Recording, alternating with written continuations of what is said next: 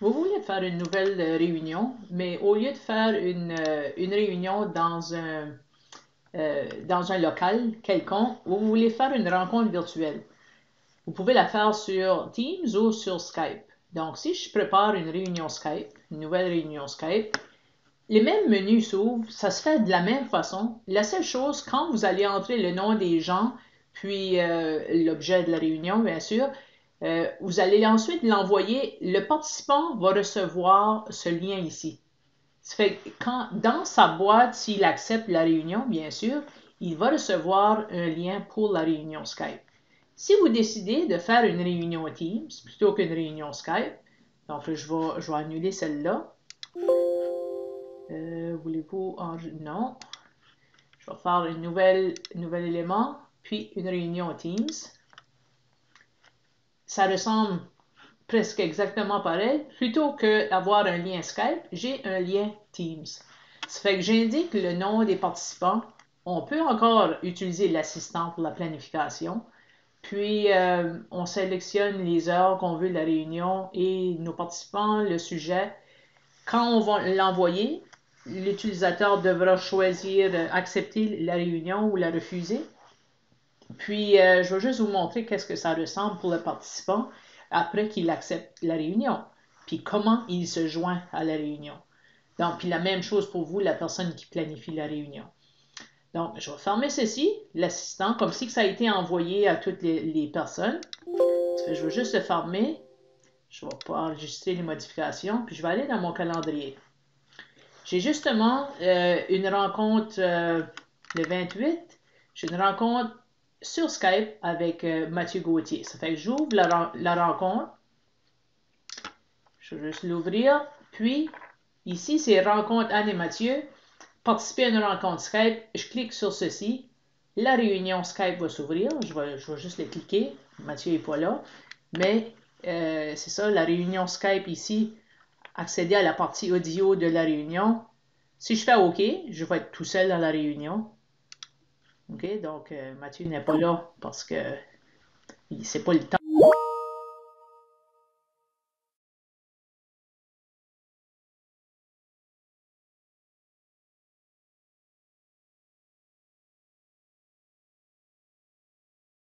Donc, je ferme cette rencontre-là. Et puis, je vais fermer ce rendez-vous-là. Je vais juste faire enregistrer et fermer pour ne pas le perdre. Là.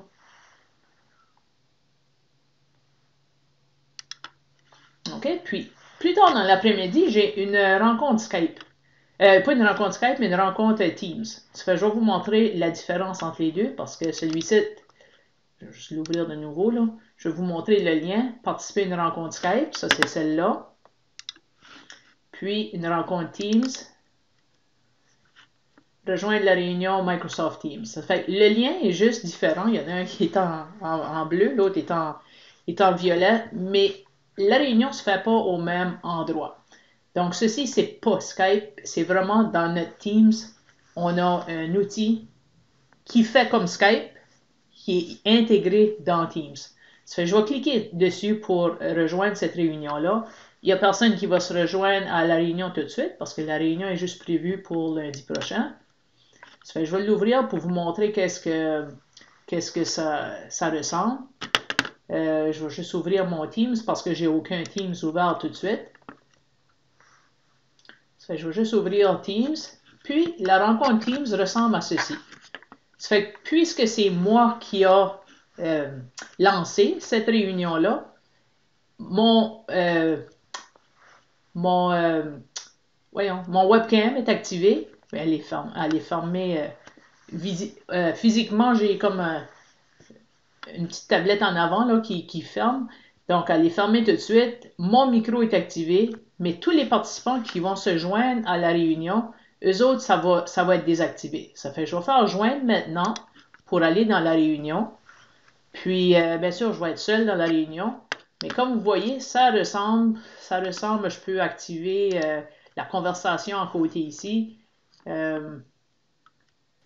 Donc, c'est ça, je vais juste raccrocher la réunion, mais on peut partager la caméra, le webcam, le micro, on peut partager un tableau blanc. Ça fait il y a d'autres outils pour les rencontres Teams que Skype n'a pas.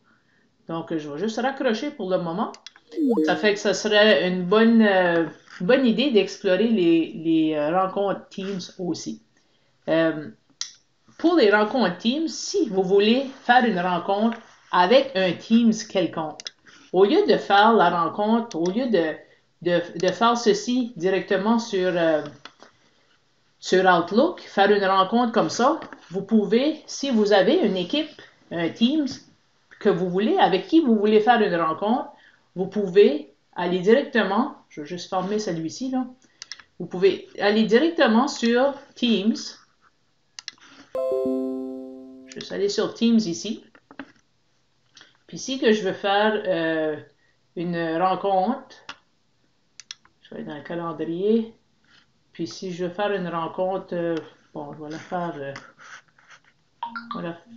plus tard, là. Je ne veux juste pas être dans le passé.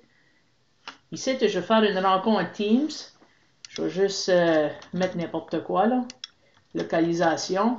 Puis quand je veux inviter les personnes, ici, soit que je peux inviter une personne à la fois, ou je peux choisir certains Teams que j'ai déjà. Si j'ai des Teams de créer, je peux toutes les inviter dans un clic. Je peux toutes les inviter en même temps. Ça fait que je vois mon Office 365 testing ici, là. Je pourrais inviter tout le groupe d'un coup. Ça fait que je vois, OK, c'est que j'ai plusieurs. Je vais prendre le général. OK, donc je pourrais inviter tous ces gens-là d'un coup, planifier la réunion, puis tous ces gens-là sont invités dans un clic.